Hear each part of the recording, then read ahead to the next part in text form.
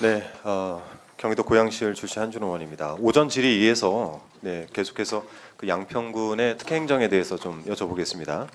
제가 오전에 질의 드렸던 건 아마 기억을 하실 텐데 김준우 씨, 그러니까 김건희 여사의 오빠 공공지구 사토 처리 관련해 가지고 사문서 위조로 개발비를 부풀린 혐의로 기소가 됐는데요.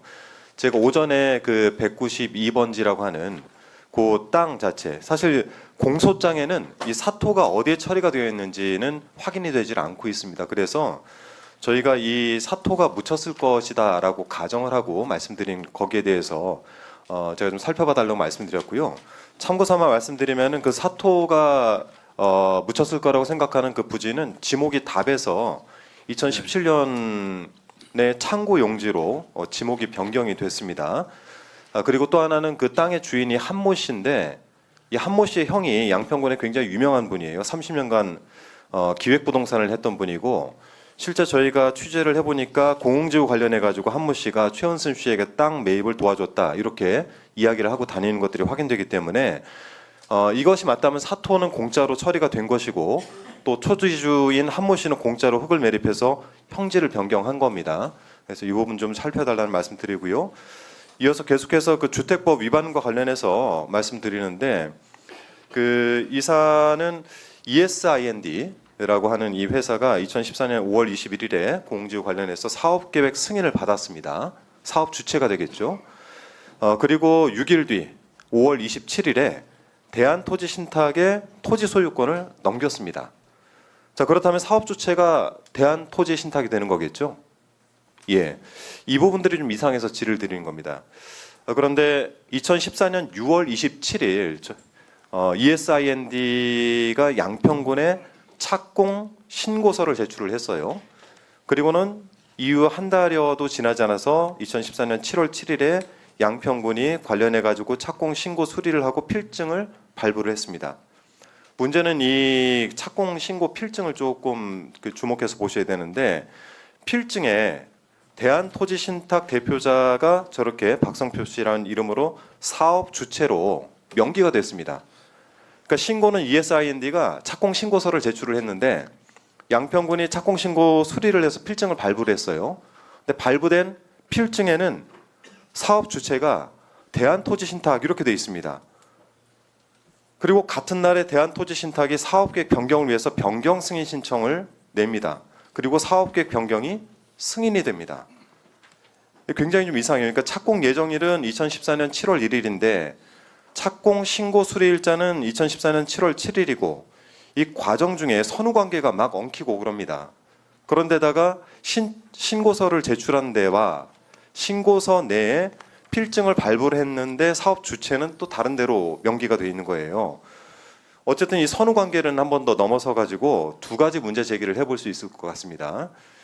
첫 번째는 착공 신고 수리가 먼저 됐다라는 가정을 한다면 사업 주체가 대한토지신탁으로 바뀐 걸 양평군이 과연 어떻게 알았을까? 이 궁금증이 하나 있고요. 두 번째는 사업 계획 변경 승인 신청을 먼저 했는데 먼저 했다고 가정을 한다면 변경 승인이 없이 착공 신고 수리를 신탁 업체에게 해준 꼴이 되는 거겠죠. 내용상으로 좀 많이 이상하시죠. 네, 그러네요. 네네. 그래서 이런 이상한 일들이 지금 최은순 씨하고 ESIND 그리고 양평군 간의 유착 관계를 의심할 수밖에 없습니다. 그리고 실제 그런 걸로 인해 가지고 문제가 생기기도 했고요. 그래서 저는 이 두 가지 오전 질의하고 이 질의 두 가지 드린 사안들이 명확하게는 주택법 제15조와 제102조를 위반한 사안이 될 수 있다.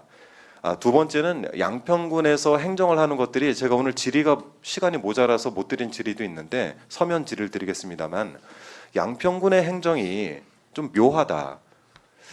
서울 양평간 고속도로 문제까지 포함을 해서 또 남양평 IC 같은 경우 양평 IC가 있음에도 불구하고 굉장히 근거리 내 남양평 IC가 생긴 문제 이런 것까지 다 포함을 해본다면 이 일련의 과정에 있는 양평군의 행정 자체에는 이상하게 특혜가 몰려있다라는 의혹을 가질 수밖에 없습니다. 해서 이런 부분들을 좀 감안하셔서 제가 오전에 말씀드렸던 부분에 대한 감사와 특히 양평군의 이 행정 절차에 대한 감사 부분이 좀 필요한데 우선 말씀드린 부분들은 체크해 보시고 예. 혹시 필요하다면 양평군에 대한 특별 감사를 다시 한번 요청을 드립니다. 예, 오늘 그 하느님 제기해 주신 그 이 사례는 저는 사실 잘 몰랐던 사례입니다. 그런데 그 서울 양평 고속도로의 노선 변경이나 종점 변경, 또 그동안 쭉 제기됐던 남양평 IC 문제, 또 공공지구 문제 이런 등등을 봤을 적에 너무나 많은 풀리지 않은 의문들과 의혹들이 있는 것에 대해서 서울 양평 고속도로를 원활히 만들었는데 책임 있는 경기지사로서 참 그 안타까운 생각이 듭니다.